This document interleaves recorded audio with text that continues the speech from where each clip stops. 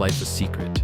Episode 2 opens with Shin working at the convenience store, where he compliments Sakamoto on his impressive fighting skills from their previous encounter. Sakamoto's wife, Aoi, overhears and asks if he has returned to his hitman work. Sakamoto denies it, reassuring her that no one was seriously harmed in the altercation. However, Aoi sternly warns him that if he breaks his promises or their rules, she will divorce him. Sakamoto grows upset, and Shin curiously asks about these rules. But instead of answering, Sakamoto becomes more focused on Shin's questions and begins to contemplate how to deal with him later. The scene shifts to Chinatown, where Sakamoto and Shin are out shopping for the store. Sakamoto picks up a pork bun for his daughter, hoping it will make her happy. As they walk, Shin wonders aloud if they really came all the way to Chinatown just for that. Sakamoto reflects on how deeply he cares for his family. Suddenly, a girl named Lu jumps down from above, landing on Sakamoto and causing the pork buns to be ruined. Sakamoto looks visibly distressed, but Lu quickly explains her situation. Before they can process it, a group of people appears, determined to capture Lu. Sakamoto intervenes, breaking a knife aimed at her, and Shin helps free her. Despite the danger, Sakamoto remains focused on the ruined buns, clearly upset. As more pursuers close in, Sakamoto and Lu run, managing to escape. Later, their boss learns of the failure to capture Lu and becomes enraged. A man named Dan arrives, kills the person who failed, and expresses his frustration. He claims that he destroyed their entire clan and still couldn't capture Lu. Lu then reveals to Sakamoto and Shin that she holds the key to her family's treasure, which is why everyone is chasing her. Shin suggests that she could give up the key to save her life, but Lu refuses. The key was entrusted to her by her parents, who sacrificed themselves to protect it, and she will guard it with her life. Shin acknowledges her decision, but Lu insists that their involvement is unnecessary and starts to leave. Sakamoto, however, stops her and asks if she can make pork buns. Lu replies that her father taught her how to make them. With that, Sakamoto decides they can do their shopping later. Shin warns that Lu's family is part of the mafia, and they shouldn't get involved. But Sakamoto, undeterred by the danger, insists on having the pork buns. Shin tries to convince him to back off. But before they can leave, a loud bang sounds, and Cho arrives, kicking Sakamoto into a nearby building. Shin attempts to strike at their opponents, but quickly realizes how skilled and dangerous they are. Meanwhile, Sakamoto steps in when Lu is attacked, displaying his incredible strength and shocking everyone with his abilities. He attempts to convince Lu to hand over a valuable key in exchange for a quick death, but she refuses, revealing that her parents sacrificed themselves to protect it. Enraged by her defiance, Sanhee threatens to kill her the same way he did her parents. This infuriates Lu, prompting her to rush at him in anger. Shin tries to stop her from acting rashly, but Sakamoto fiercely protects Lu from Sanhee's attacks.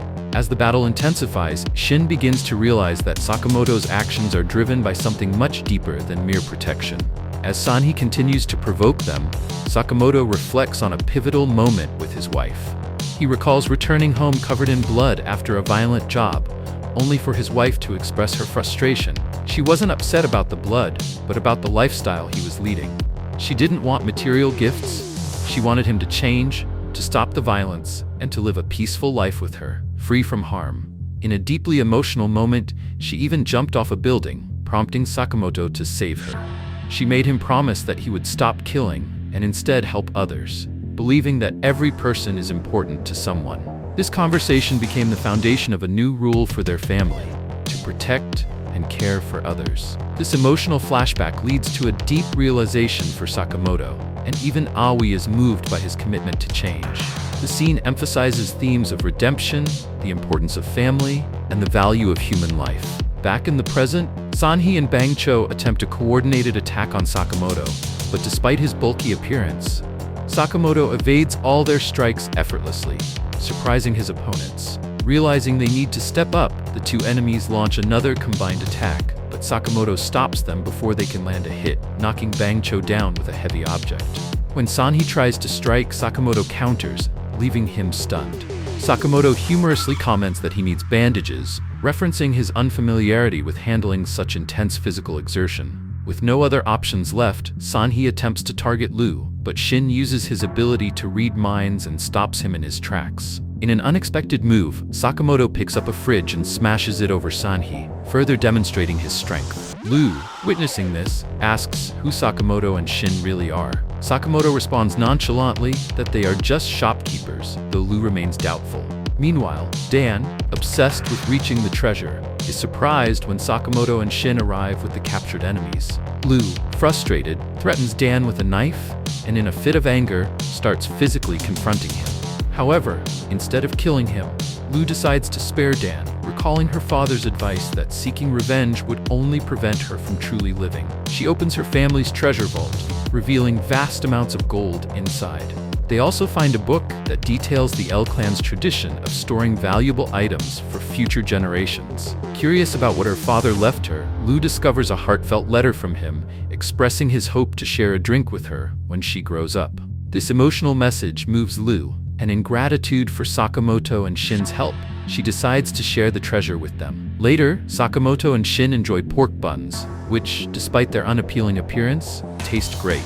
The scene shifts to Shin sitting in the shop when Sakamoto enters, complaining of a headache from drinking. Sakamoto asks for peace, and Shin brings him juice. To Shin's surprise, Lu enters wearing a shop uniform and explains that she has taken the job, as no one else would hire her. Later, Sakamoto reminds Shin to respect the family rules. Shin, having gained insight into these rules through his ability to read minds, acknowledges them. Sakamoto, now considering Shin as part of the family, emphasizes the importance of following these rules, warning him that any violation would have serious consequences. Shin, however, cleverly points out that Sakamoto's warning contradicts the very first rule. The episode then shifts to a secretive meeting where a group of individuals discusses Sakamoto, revealing that a bounty of 1 billion yen has been placed on his head.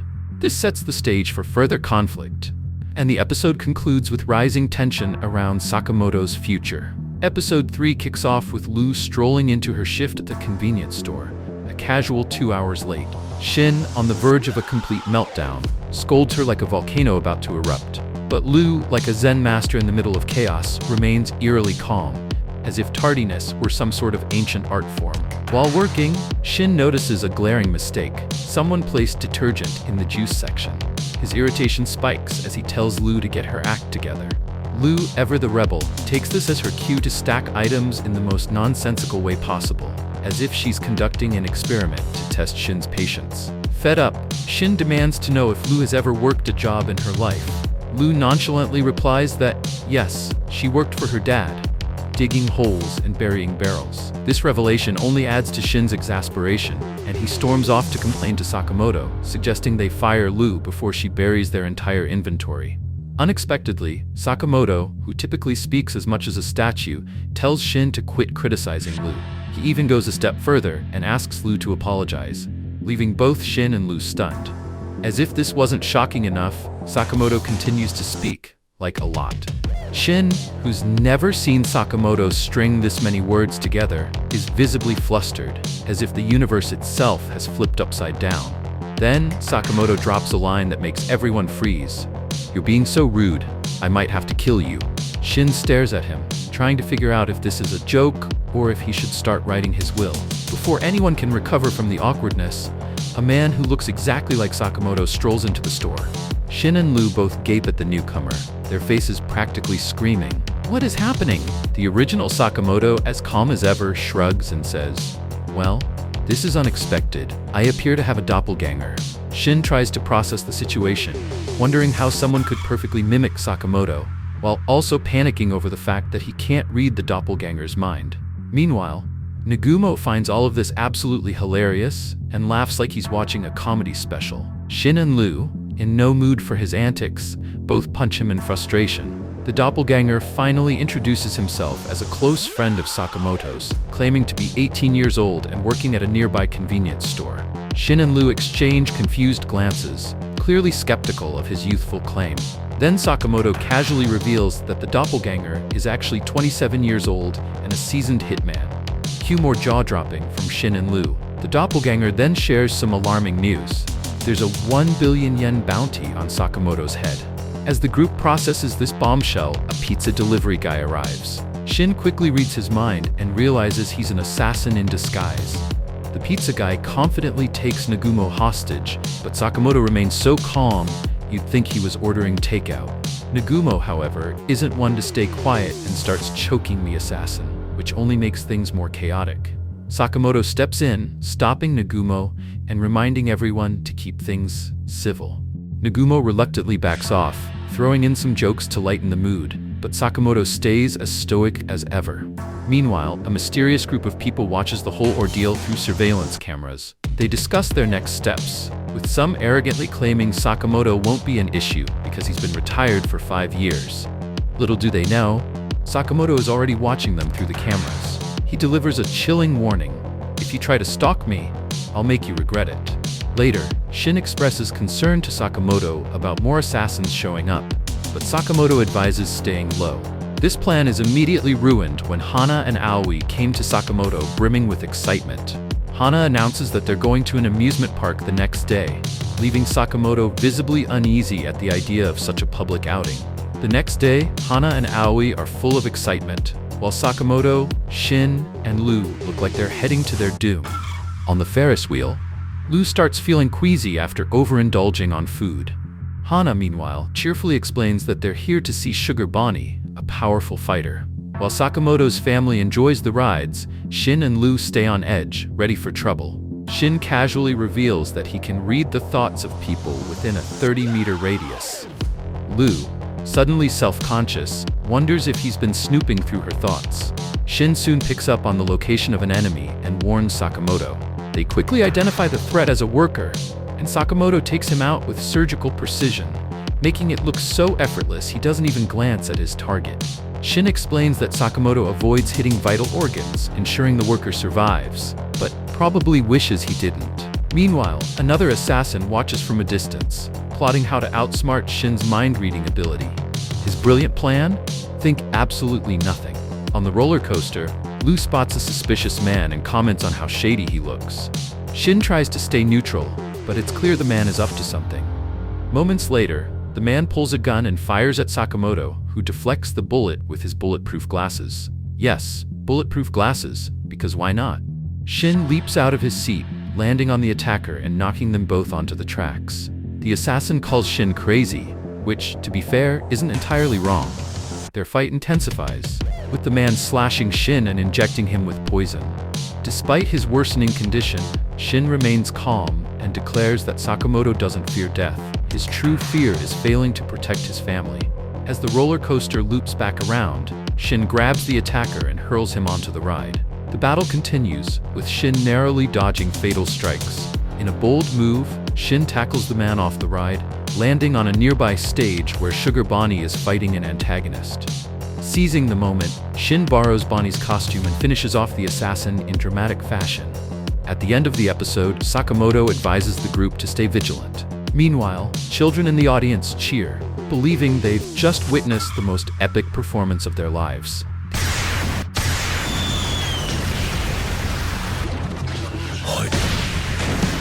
The episode starts with Lu on a roller coaster, feeling sick. Meanwhile, 2 assassins appear. The woman dislikes crowded places, and both have the same mission: to kill Sakamoto. Suddenly, the man scolds her for almost stepping on ants, showing that he only kills targets, not innocent creatures. She argues but respects his rule. Elsewhere, Shin uses eye drops to counter poison, thanks to a strange man who carries antidotes. Sakamoto asks him who sent him, but he refuses to answer. Lu grabs his knife, stabs him, and wastes the antidote, forcing him to confess. He reveals that Don Daka hired him, a company where assassins must complete missions alone. Shin mocks him for confessing so quickly, and the man admits he's just doing a part-time job. When asked if he's in JAA, Japan Assassins Association, he nods and explains that only 400 people in Japan are certified hitmen. He then asks if Sakamoto was part of the order. Sakamoto stays silent, confirming the truth. Ao and Hana arrive, and the group prepares to leave. Before they go, Shin steals the assassin's knife but spares his life. Hana even puts a bandage on him, making him smile as he watches them leave. Later, Shin admits the antidote made him lose his mind-reading ability for a while, making everyone uneasy. Meanwhile, in a washroom, Assassin Tesu is attacked by 2 killers, Obi Guro, Obi, and Boiled. She pins him down, and Boiled scolds her for acting improper. Obi is excited to fight Sakamoto, but Boiled teases her for never meeting him. He has a scar and jokes that Sakamoto didn't give it to him, he just fell. Taesu watches, thinking they seem silly, but they once killed over 100 people alone in a past battle. Back with Sakamoto's group, Hana worries they aren't enjoying the trip. They reassure her and she cheers up. But their fun is cut short when they reach the haunted house. Nervously they enter. Boiled and Obi watch them through security cameras. Inside, Shin relaxes, thinking they are safe. But suddenly, an attacker with a knife charges at them. Shin dodges, and Sakamoto quickly knocks him out. Meanwhile, Hana and Ao have fun in the haunted house. Obi is impressed by Sakamoto's skills, but Boiled warns her not to underestimate him. She asks if he holds a grudge against Sakamoto, but he says they were neither friends nor enemies. A flashback shows young Boiled and Sakamoto at a Hitman training center. Boiled respects Sakamoto's strength, and they complete missions together. On Valentine's Day, Boiled assumes neither of them got chocolates, but girls swarm Sakamoto with gifts. When Nagumo asks who Boiled is, Sakamoto simply replies, "I don't know." In the present, Boiled reflects, feeling they were once the same. Sakamoto's group defeats many assassins and gets ready to leave. Lu, still scared, drinks from her bottle again. Shin checks it and realizes it's just alcohol. Suddenly, they hear strange noises and open a door, revealing zombie-like assassins.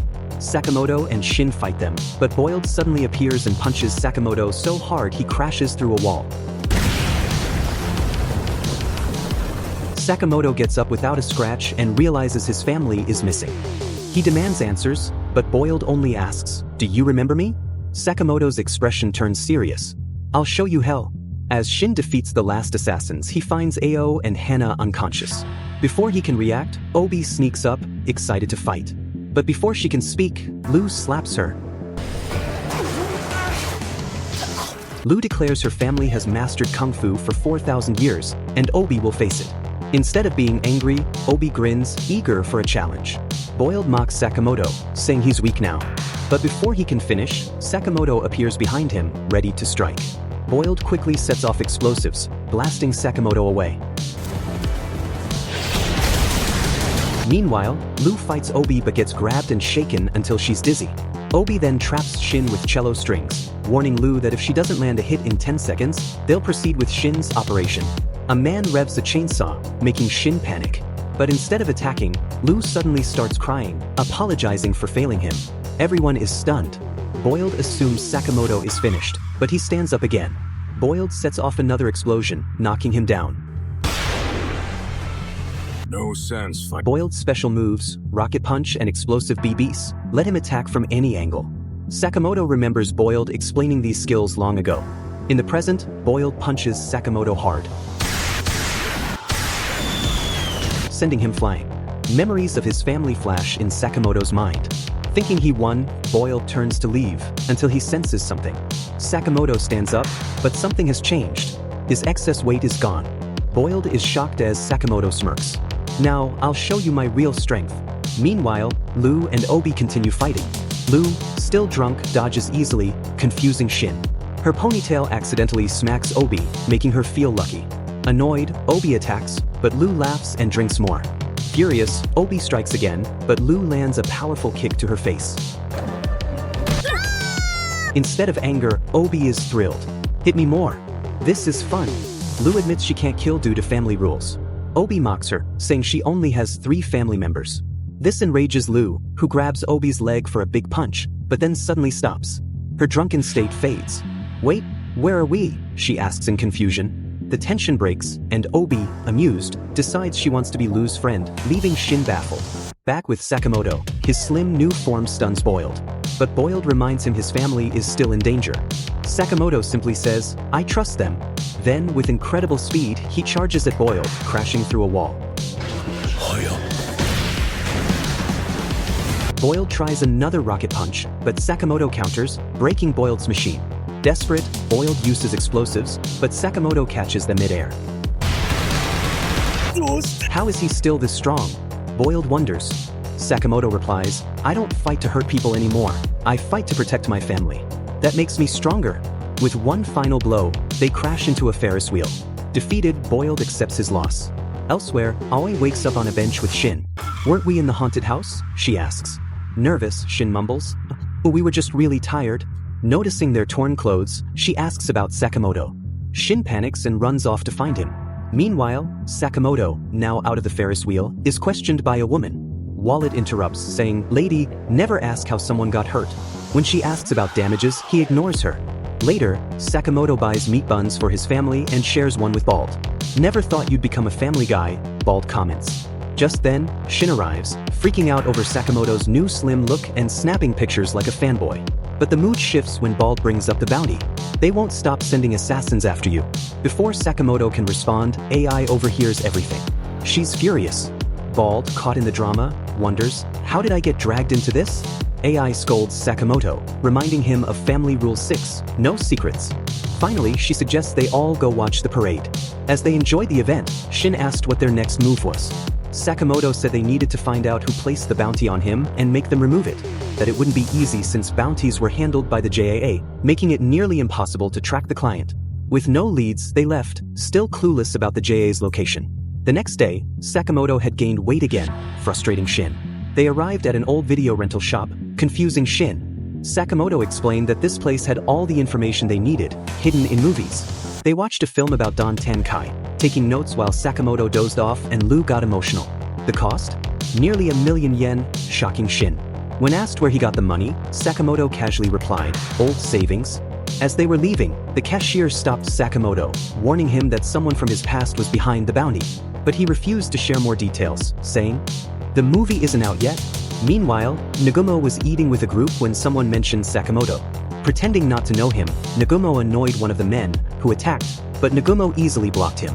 At the same time, another man stabbed a chef just for using neon in the food. Then, an elderly J member arrived. The 4 men there were part of the order, while 3 members were either missing or would never show up. The old man placed a photo on the table, revealing a mysterious assassin killing J hitmen and leaving a bloody X at each crime scene. With over 100 hitmen dead, the order was assigned to stop this killer. Meanwhile, Sakamoto's team reached Don Tankai's headquarters. They quickly took down 2 guards and went straight to the boss's office, fighting enemies along the way. But the upper floors were eerily quiet. When they entered the office, they were shocked. Nagumo was there, sitting among a pile of corpses. You caught me," he said. "I took out Don Tankai's entire management." Then he smirked, "But I can't leave witnesses, so you all have to die." In a flash, he appeared behind Shin, pretending to stab him, only for the knife to be fake. Seeing their horrified faces, Nagumo laughed. Annoyed, Shin and Lou beat him up. After calming down, Nagumo revealed that J hitmen had been getting killed for months, all marked with an X. Shin was shocked. How could one person kill so many assassins? Lou recalled a silver-haired guy mentioning the order and asked what it was. Nagumo explained that the order was an elite unit under the J, made up of the world's best killers. This worried Shin, as he had never heard of them before. Nagumo then warned Sakamoto about X. Shin and Lou brushed it off, saying they were no longer hitmen. But Nagumo pointed out that the killings started right after Sakamoto's bounty was announced. Elsewhere, a blood-covered man sat reading a book, an X drawn in front of him. "This X isn't right," he muttered. Meanwhile, at a store, a hitman openly made threats. AI, aware of the growing danger, worried about how many enemies were after them. Hannah, however, was busy bandaging wounded hitmen, who surprisingly accepted her kindness. Sakamoto thought about Nagumo's words. Though he hadn't lost his skill, the past 5 years had weakened him. "We don't know when or where the enemy will strike, so we need to get stronger," he declared. Inspired, Shin resumed training. Sakamoto took his daughter cycling, while Lou continued drinking her juice. Just then, a man walked in asking for juice. Acting on instinct, Lou smashed a bottle over his head, making AI panic, but he turned out to be an assassin. Elsewhere, another hitman grumbled about expenses. He planned to claim Sakamoto's billion-yen bounty, dreaming of luxury. Back at Sakamoto's shop, constant assassin attacks had left the place in ruins. "We should renovate," Sakamoto suggested. But they were broke. That's when Shin mentioned an airsoft tournament with a 100 million yen prize. Winning it could solve their money problems. Just then, an assassin walked in, holding Sakamoto's picture and demanding his whereabouts. Without hesitation, Sakamoto replied, "Never heard of him. I just work here." The assassin looked at him in disbelief. "What? The store is named Sakamoto." Unfazed, Sakamoto shrugged. There are over 100 stores named Sakamoto in this city. The assassin instantly fell into despair. Shin thought to himself, this has to be the dumbest assassin ever. Using his mind-reading power, he realized the assassin was broke and only took the job to buy sushi. The assassin then said an old lady sent him, claiming Taro Sakamoto was here. Shin laughed. That name is super common. Millions of people have it. The assassin panicked. How could he find the right one? Worse, he was starving. Feeling bad, they gave him some food, which he accepted with tears in his eyes. That night, the assassin, Mishimo, camped out and dreamed of being rich, buying a house, eating fancy food, and proving his old team wrong. But a strong wind blew away his tent, crushing his dreams. Just then, he saw a poster for an airsoft tournament with a big cash prize. This was his chance. The next day, Sakamoto and Shin went to sign up. Lu decided to watch instead. At the registration desk, they saw Mishimo crying. The tournament needed teams of 2, and he was alone. Spotting Shin, he grabbed his leg, begging to join. Signed, they agreed. The rules were simple: get hit once, and you're out. But the twist? The event was actually a trick to get people to clean up afterward. The match began, and a team rushed toward them. Before anyone could react, Mishimo took them all out. Shin was shocked. He was actually good. But then another team attacked. Sakamoto dodged bullets and used enemy weapons against them. The crowd cheered. As they planned their next move, Sakamoto dreamed of using the prize money to buy ramen and protect his store. Mishimo, feeling like he finally belonged, smiled. You guys are my real friends. Then Lu blurted out, of course. Taro Sakamoto is a legend. Mishimo froze. Wait, Taro Sakamoto? He checked his wanted poster and laughed. No way. This guy is skinny. But Lu made it worse. Oh, he used to be thin. Shin and Lu laughed, but Mishimo got serious. You tricked me, he growled, raising his gun. Before they could explain, enemies attacked, forcing them to scatter. Mishimo had secretly brought a real gun with the help of his pet parrot. He fired at Sakamoto, but Sakamoto dodged. Mishimo was shocked. How did he move so fast? Knowing he couldn't win, he ran away. Sakamoto and Shin tracked him down. Just as Sakamoto peeked with a mirror, Mishimo shot. The bullet bounced and barely missed Sakamoto. Mishimo laughed. My bullets can ricochet. He kept shooting while Sakamoto and Shin dodged. As they ran, Mishimo remembered his past. He was bad at everything until he discovered sniping. But even then, people doubted him. He wanted to prove himself. Shin suddenly asked, are you doing all this just to impress others? Mishimo was stunned. How do you know that? Shin replied, because what others think doesn't matter. What matters is how you see yourself. Then, Shin screamed into his mic, making Mishimo's ears ring, giving away his location. Before Mishimo could react, Sakamoto threw a rock, smashing his gun. In the end, Sakamoto's team won. Mishimo, feeling like a failure, started crying. Shin groaned, assassins don't cry this much. Mishimo sniffled, you don't know what it's like to be weak. But Sakamoto smiled, weak? I've never seen a sniper as good as you. Mishimo teared up again, this time, happy. As they left, Shin handed him 50 yen. Your bullets destroyed half the town. Mishimo was speechless. The next day, Aoi admired their trophy, even though they lost the prize money. Curious, Shin asked, how did you two even get married? No way. Sakamoto made the first move. A flashback showed Sakamoto, covered in blood, meeting Aoi at a store. She just handed him a bandage. That simple act made him fall in love instantly.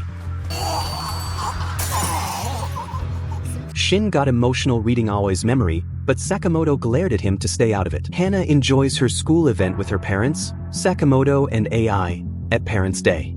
AI mentions they could attend because Shin and Lu are handling the store, but wonders what's happening there. Sakamoto reassures her. At the store, Shin and Lu argue. Shin tells Lu not to wear her apron while cleaning so it doesn't get dirty, which frustrates Lu. She says he always interferes. Shin, hearing her thoughts, reminds her he's in charge while Sakamoto is away. Lu thinks he's being silly, and Shin calls her out on her thoughts. Lu scolds him for reading her mind. Hisu enters for some food, but the argument continues. Lu warns Shin that if he keeps reading her mind, she might leave.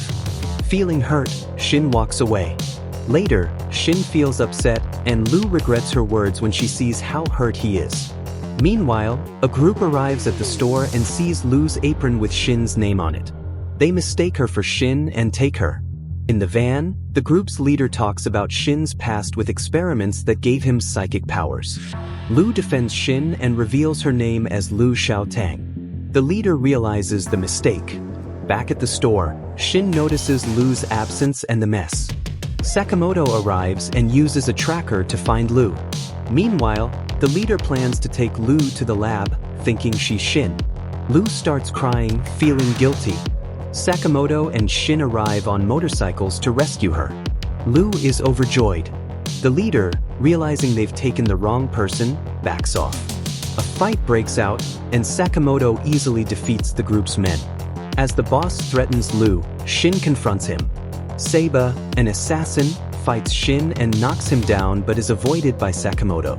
Seiba causes an explosion that destroys Sakamoto's bike. The leader believes they've escaped, but Seiba reflects on Sakamoto's strength. Later, Shin and Sakamoto talk, and Shin wonders why the lab would kidnap him. Sakamoto suggests investigating. They board a bus to the lab, and Shin says it's related to his past. At a museum, Sakamoto, thinking of Hana, wonders if they should bring her next time. Two girls ask for a photo, and though Shin refuses, he eventually agrees. They take a photo in dragon costumes. Shin thinks the costumes will hide their identities but mentions the lab is in the basement. Meanwhile, Lu, still being taken to the lab, feels something's off. They meet the boss. When he removes his mask, Lu is shocked to see stitches on his face. Seiba points out the mistake but says they can still bring Shin. The boss orders Lu to be taken for experiments and tells Seiba to find Shin. Meanwhile, Sakamoto and Shin approach the basement. Shin remembers the steps to enter, set the time to 8:20 and move the deer head. A hidden door opens, and Sakamoto is impressed by the setup. Shin tries a password, but it triggers a security system and a robot bear appears. Sakamoto defeats it, but another bear appears, and Shin handles it. Shin jokes about fighting bears, and Sakamoto says he's ready for anything. A moving dinosaur skeleton surprises Shin, but Sakamoto stays calm, thinking Hana would love it. They try to capture it, but Shin realizes the machine in its mouth controls it. Sakamoto uses a taser, but the dinosaur destroys their gun. Sakamoto punches the machine inside, breaking it, and disintegrates the dinosaur. Shin is amazed by his skill. Later, a scientist complains about pointless work. One of the group's members knocks him down, but Shin and Sakamoto stop him. Shin demands answers. The scientist explains that the lab was taken over by an assassin group a year ago. Kashima, wearing a deer mask, wanted to create weapons using people with special powers. The scientist reveals Kashima appointed leaders for the experiments. Shin realizes they'll need to fight the leaders to find Lu. Just then, Horiguchi, the floor leader, arrives. He sees his unconscious teammate and demands answers. No one speaks, so Mad stabs a scientist's hand and threatens to kill them all. Shin attacks Mad with a pen. The scientists scold him, saying they were trying to protect him. Mad, eager to test an experiment, injects Shin with a needle. Before Mad can continue, Sakamoto punches him in the face. Sakamoto asks, "Do you want to save this place?" Shin barely says, "Yes." Sakamoto gets ready to fight. Outside, Shishiba and Osareji from the Order arrive with their own mission. And with that, the episode ended. Thanks for watching. If you enjoyed this video, don't forget to like, subscribe, and hit the bell icon so you never miss an update.